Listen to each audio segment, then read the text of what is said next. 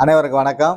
இன்று திருக்குறளில் அதிகாரம் 49 காலமறிதல், குறள் எண் 487.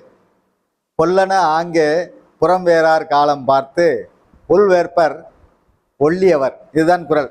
இந்த குறள் என்ன சொல்கிறது என்றால், அறிவுடையோர் பகைவர் செய்த தீமையை கண்ட உடனே புறத்தில் சினம் கொள்ள மாட்டார்கள்.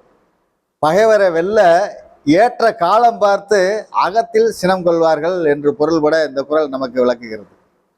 நாட்டை ஆளும் திறன் கொண்ட அரசரும் பகைவர் குற்றம் செய்தவுடன் வெளிப்படையாக கோபம் கொள்ள மாட்டார்கள். அந்த பகைவரை வெல்ல தக்க காலம் மறுமறை, அதாவது சமய மறுமறை, மனதுக்குள்ளேயே கோபம் கொண்டிருப்பார்கள் என்று மிக அருமையாக எடுத்து உரைக்கிறது இந்த குறள். அறிவுடையர்கள் ஒருபோதும் ஆத்திரம் கொண்டு தன் புறத்தோற்றத்தையும் அதனால் சமூகத்தின் சுற்றுப்புற சூழ்நிலையத்தையும் மாற்றிக்கொள்ள விரும்ப மாட்டார்கள்.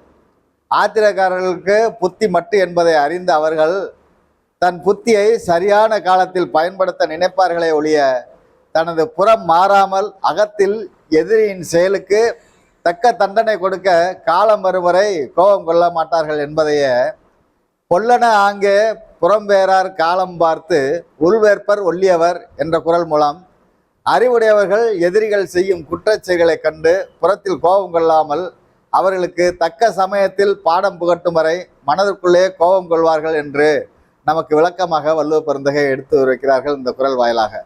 வாழ்க வளத்துடன். நாளை நாம் மற்றொரு குறளில் சந்திப்போம்.